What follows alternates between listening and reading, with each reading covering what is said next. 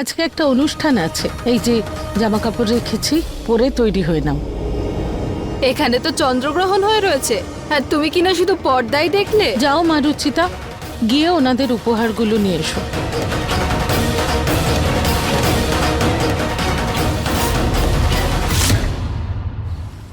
আপনার বৌমা কি উপহার আনতে গেছে নাকি বানাতে? না, রেডি আছে, ও এক্ষুনি চলে আসবে। মনে তো হচ্ছে না। এমনিতেও উপহার পাওয়ার লোভ আমাদের নেই, অনেক দেরি হয়ে যাচ্ছে, তাই আমরা যাচ্ছি। আরে 2 মিনিট অপেক্ষা করুন, রুচিতা এসে পড়বে। এইভাবে খালি হাতে যাবেন না আপনারা, ভালো দেখায় না। না দিদি, আমরা এখন যাব। সরি, আমার আসতে একটু দেরি হয়ে গেল।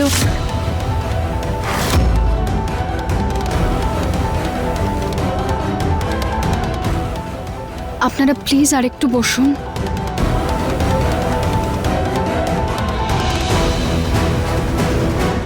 আপনারা এত ভালোবেসে আমাকে এত উপহার দিলেন, প্লিজ আমার হাতের বানানো এই ভেলপুরিটা খেয়ে যান।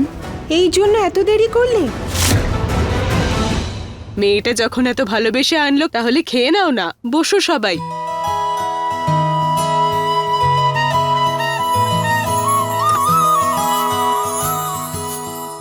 থ্যাংক ইউ মা। Welcome aunty.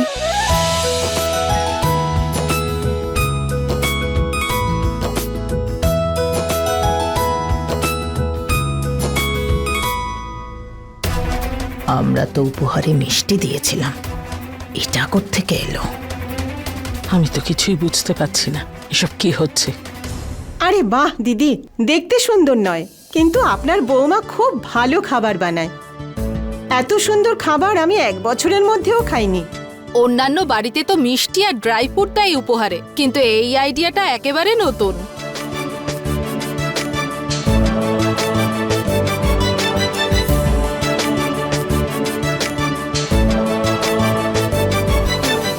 এই খাবারটার সাথে আমাদের পরিবারের তরফ থেকে আপনাদের সবার জন্য একটা ছোট্ট উপহার।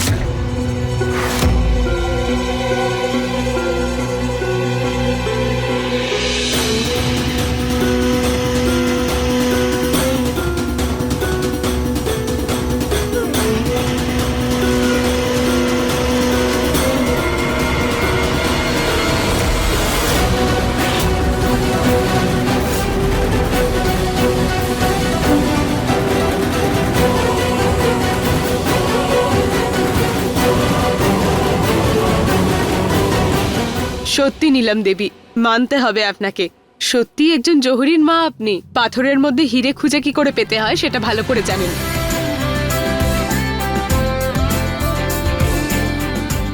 আপনাদের বাড়িতে বৌমার রূপে দেবী লক্ষ্মী এসেছে।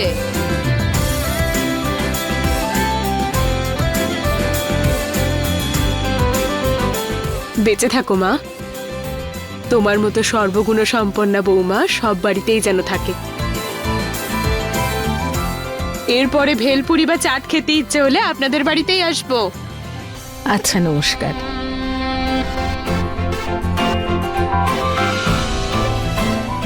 বাহ মা, আজ সবাই জেনে গেছে আমার বৌমা কতটা দক্ষ। সেসব তো ঠিক আছে, মিষ্টির বদলে রূপোর কয়েন কোত্থেকে এলো? তুমি ওগুলো ঠাকুর ঘর থেকে নাওনি তো? না না দিদা, আমি ঠাকুর ঘর থেকে কিছু নিইনি। আসলে আমি যখন মিষ্টিগুলো আনতে গেছিলাম তখন কিচেনে অনেকগুলো ইঁদুর ছিল। আর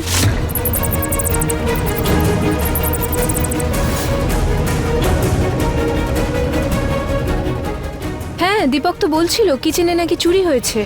আসলে মা বাবা আর আমার আত্মীয় স্বজনেরা আমাকে উপহারে কিছু রূপোর কয়েন দিয়ে গেছিল, সেটাই আমি ওনাদের গিফট করে দিয়েছি।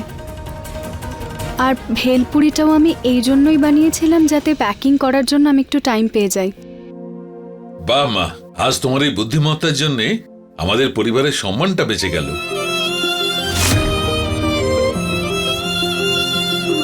বৌমা, আমি এই বাড়ির বাবা, এই বাড়ির সম্মান বাঁচানো আমার দায়িত্ব। যাই হোক, আপনারা ফ্রেশ হয়ে নিন, আমি ততক্ষণে খাবার বেড়ে দিচ্ছি। ঠিক আছে মা। ঋতু, কালকেই দীপককে বলে পুরো বাড়িতে পেস্ট কন্ট্রোল করাও। এভাবে ইঁদুর বাড়িতে ঢোকা ঠিক নয়। হ্যাঁ মা।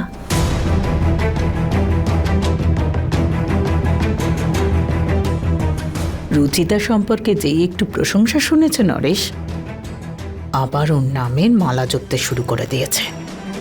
যখন ওরা ওর সৌন্দর্য নিয়ে কথা বলছিল, আমাদের নিয়ে ঠাট্টা করছিল, সেই সব শুনতো, বুঝতে পারতো আমরা কি সহ্য করেছি। ঠিকই বলেছ মা, রূপোর কয়েনের ঝলকানি দেখে ওদের মন বদলে গেছে। কি প্রশংসাই না করছিল, না হলে আমাদের অপমান করার সুযোগ ওরা ছাড়তই না। কাল অষ্টমঙ্গলায় যাওয়ার আছে। আমি ভগবানের কাছে প্রার্থনা করব যে ওই মেয়েটা যেন বাপের বাড়িতেই থাকে, এখানে ফিরে না আসে। সমস্ত সবজি আর সবকিছু নিয়ে এসেছি। কালকে রুচি আর নেহারের পছন্দ মতো খাবার তৈরি করবে। বিয়ের পরেই প্রথম আসছে ওরা। হ্যাঁ ঠিক আছে, সব ঠিকই আছে। জানি না রুচির মুখ দেখার নিয়ম কেমন হলো, একবার ফোন করে জিজ্ঞেস করি। কোনো দরকার নেই। সন্তান জন্মাবার পরে তাকে সেইভাবে শিক্ষা দিতে হয় যাতে সে নিজের পরিচয় গড়ে তুলতে পারে। মেয়ের বিয়ের পরে মাকে তার নিজের মেয়ের কাছ থেকে দূরে সরে থাকতে হয় যাতে মেয়ে শ্বশুরবাড়িতে সুখে থাকে। যদি মেয়ে শ্বশুরবাড়িতে নাক গলাও তাহলে ও কখনোই সুখী হবে না। মা হয়ে মেয়ের জন্য তো চিন্তা হয়, তাই জিজ্ঞেস করছি। মা, আমি ওর শত্রু নই যে ওর সংসারে আমি আগুন লাগাবো। কাল যখন ও এখানে আসবে তখন তুমি সবকিছু জিজ্ঞাসা করে নিও, কিন্তু এখন ফোন করো না।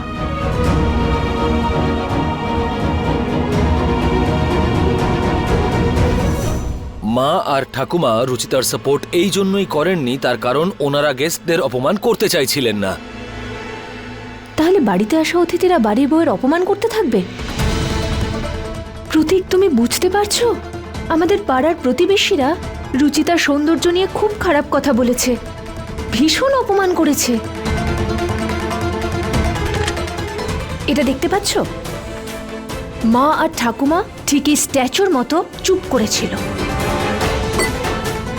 ওই মহিলাদের কথাবার্তার থেকে তো আমার মা আর ঠাকুমার ব্যবহার খারাপ লেগেছে। ঋতু, সমাজে থেকে সমাজের সাথে লড়াই করা যায় না, না হলে তারা আমাদের শান্তিতে থাকতে দেবে না। অদ্ভুত কথা, নিজেদের লোকের অসম্মান করে আমরা শান্তিতে থেকে যাব, কিন্তু নিজেদের লোকের পাশে দাঁড়িয়ে সমাজের বিরুদ্ধে যেতে পারবো না।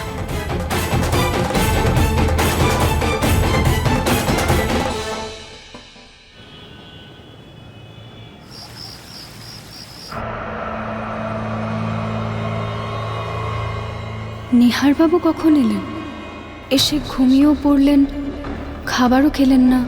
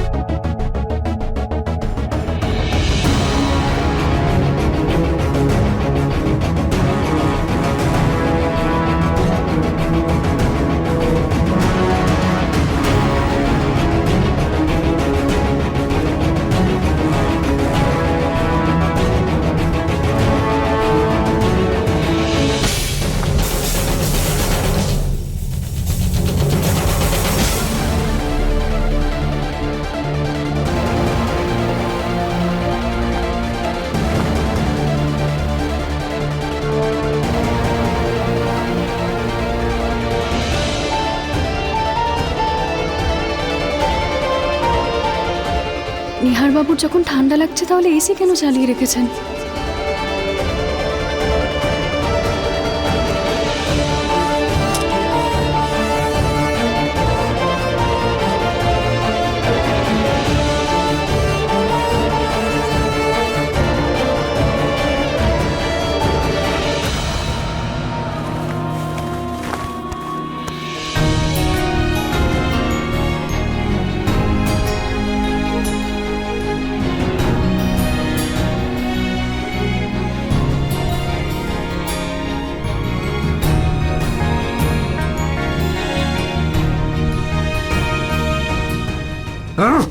নিহারবাবু, আমি রুচিতা।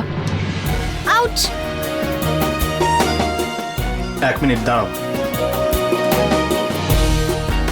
আমি যত এর থেকে দূরে যেতে চাই, কোনো না কোনো ভাবে ও সবসময় আমার কাছাকাছি চলে আসে।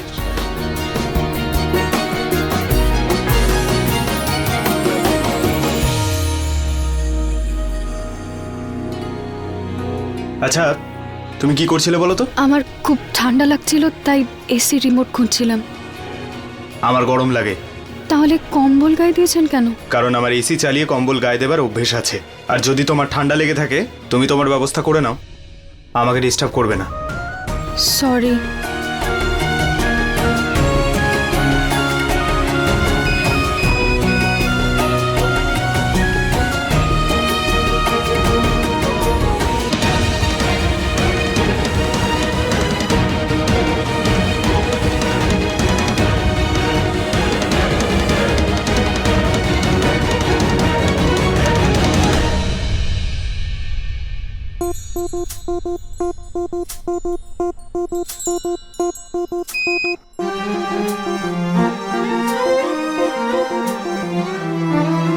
ढेर सारा प्यार हो, हर दिन एक त्योहार हो, जिंदगी की धूप में खुशियों की बहार हो, नए रिश्तों का सफर, लंबी लंबी सी डगर, थाम लो जो हाथ ये, साथ होंगे उम्र भर, साथ होंगे उम्र भर।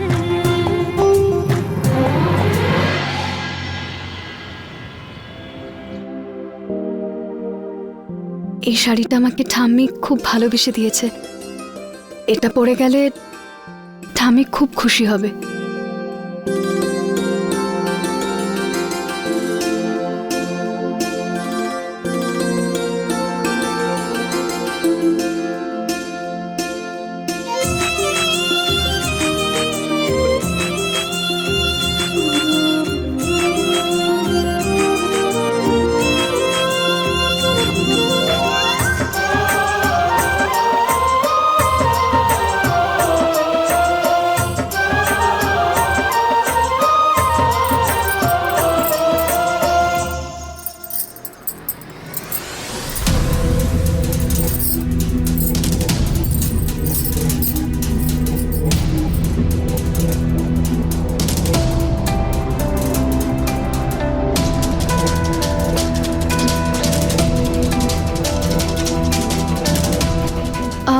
আসলে আমি জগিং এর জন্য যাচ্ছি।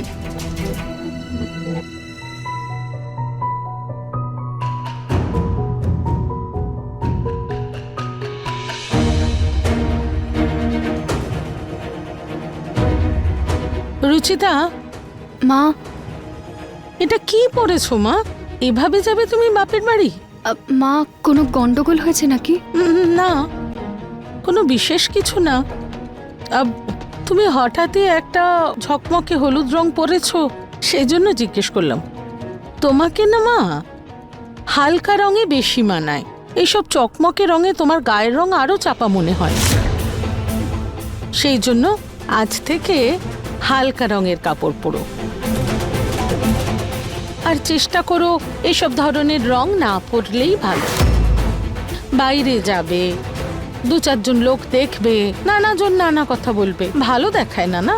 হ্যাঁ মা, এই শাড়িটা আমাকে আমার ঠাম্মি দিয়েছিল। ও, তাহলে পরে যাও তুমি, ওনারও ভালো লাগবে। এরপর থেকে না এই ঝকমকে হলুদ রং মুখে মাখার জন্যই ইউজ করো। এতে তোমার রংটাও খুলবে আর স্কিনও ভালো থাকবে। নাও ধরো।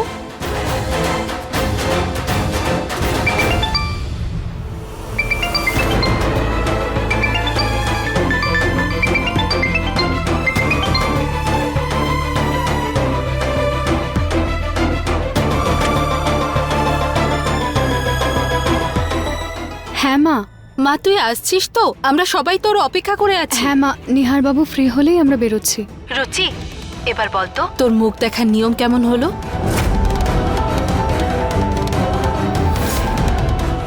এ কি চাঁদের সামনে পর্দা? এখানে তো চন্দ্রগ্রহণ হয়ে রয়েছে আর তুমি কিনা শুধু পর্দাই দেখলে। দেখতে ভালো না হলেও তোমার বৌমার হাতে কিন্তু বেশ জাদু আছে। সবকিছু খুব ভালো হয়েছিল মা, সবাই মন ভরে আশীর্বাদ করেছে। আচ্ছা ঠিক আছে, তোরা এবার তাড়াতাড়ি আয় তো। তোর বাবা এত চিন্তা করছে যে খাবারই খায়নি, বলছে ওদেরকে আগে আসতে দাও তারপর একসাথে খাবো। ওকে মা, তাড়াতাড়ি আসছি। ঠিক আছে রে মা। মা, ওখানে না সবকিছু খুব ভালোভাবেই হয়েছে। তুমি তো আমার কথা শুনবে না, এত করে বোঝালাম তারপরেও জিজ্ঞেস করলে। মা প্লিজ আজকে কিছু বলো না, আজকে একটা শুভ দিন। আজ আমার মেয়ে আর জামাই দিনাগমনের নিয়ম পালন করবার জন্য আমাদের বাড়িতে আসছে, তাই প্লিজ মা। আমার বয়স হয়েছে, আমি আর কি বলতে পারি, আমি তো চুপ করেই থাকি। নিজেদের মধ্যেই তোমরা শুধু কথা বলে যাও, কেউ আমাকে সাহায্য করতে এসো না। বাচ্চাটাকে একাই ফেলে রেখে দিয়েছো। আসছি রে বাবা, আসছি।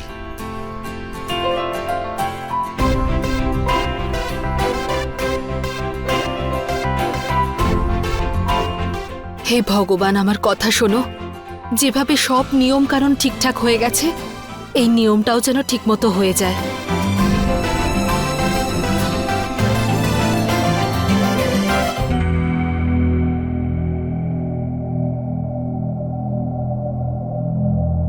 আমার একটা ইম্পর্টেন্ট কনফারেন্স কল আছে। ভাবছিলাম পুজোর পরেই মায়ের ওখানে যাব, কিন্তু ইম্পর্ট্যান্ট কল যখন একটু দেরি হয়ে যাবে। একটা কাজ করি, মাকে ফোন করে বলে দিই বাবাকে জলখাবার খাইয়ে ওষুধ খাইয়ে দিতে।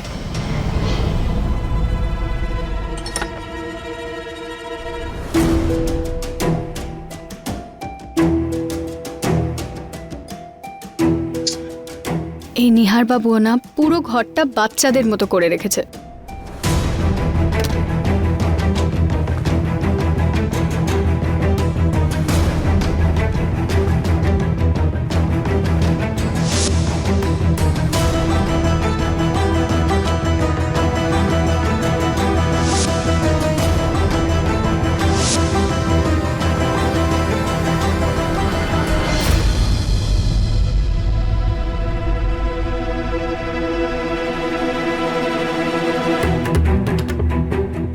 আপনি চলে এসেছেন।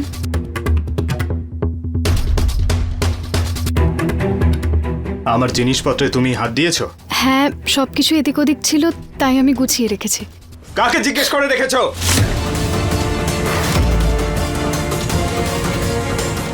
কে বলেছিল তোমাকে আমার জিনিসপত্রে হাত দিতে? সাহস কি করে হয় তোমার?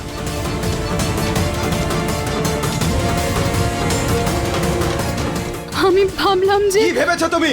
বলো, কি ভাবোটা কি নিজেকে? হ্যাঁ, কে অধিকার দিয়েছে তোমাকে আমার জিনিসপত্রে হাত দেবার? আমার মাও কখনো আমার পারমিশন ছাড়া আমার জিনিসপত্রে হাত দেয় না। তুমি কি করে এসব সরিয়ে দিলে? নিহার শোনো। ঋতু, স্বামী স্ত্রীর ব্যাপার, মাঝে কথা বলার প্রয়োজন নেই। আসলে আমি তো সবকিছু একসাথে করে রেখেছি। কি একসাথে রেখেছো? আমার সব এরকমই ভালো লাগে। এটা বিছানার ওপর রাখা জামা কাপড় আর এই ছড়িয়ে ছিটিয়ে রাখা জুতো, এই বেডশিট এলোমেলো,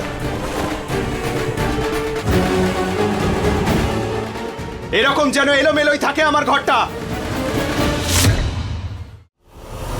নিহার কি করছো? থামো এবার, শান্ত হও। মা, নিহারের বাবা অফিসে গেছেন। নিহার, ঋতু একদম ঠিক বলছে, শান্ত হ। এত রাগ করে কোনো লাভ নেই। আই এম সরি নিহার বাবু, আমি জানতাম না যে কেউ আপনার জিনিসে হাত দিক, এটা আপনি পছন্দ করেন না। ও নতুন, তোর সম্পর্কে ভালো করে জানে না। সবে তো বিয়ে হয়েছে, ক্ষমা করে দে ওকে বাবা।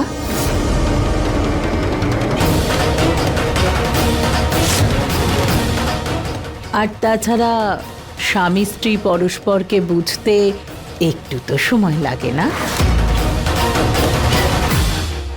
বাবা ছাড় না এইসব কথা, কি নিয়ে পড়ে আছিস? রুচিতাকে দিরাগমনের জন্য ওর বাড়িতে নিয়ে যা। বাবা, ওখানে সবাই তোর জন্য অপেক্ষা করছেন, আর তোরও ভালো লাগবে ওনাদের ওখানে গিয়ে। বিয়ে যখন হয়েছে এইটুকু দায়িত্ব তো পালন করতে হবে বাবা।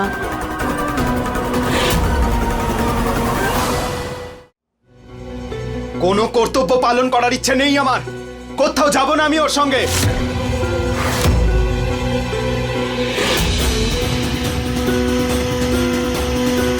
যে নিয়ম পালন করার ছিল সেটা হয়ে গেছে, যা হবার ছিল তা হয়ে গেছে, এবার ব্যাস।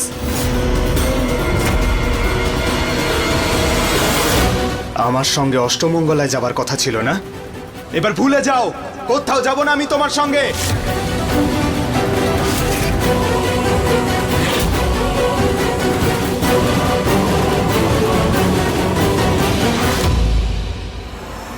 নিহার বাবু, প্লিজ আমার রাগটাই রীতি নিয়মের উপর দেখাবেন না। আমি এরপর এরকমটা আর কখনো করব না। I am sorry Nihar Babu, please বাড়ি যাওয়ার জন্য না করবেন না। আমার ফ্যামিলি আমাদের অপেক্ষা করছে। প্লিজ প্লিজ নিহার বাবু, আমরা তাড়াতাড়ি চলে আসব। প্লিজ প্লিজ না করবেন না।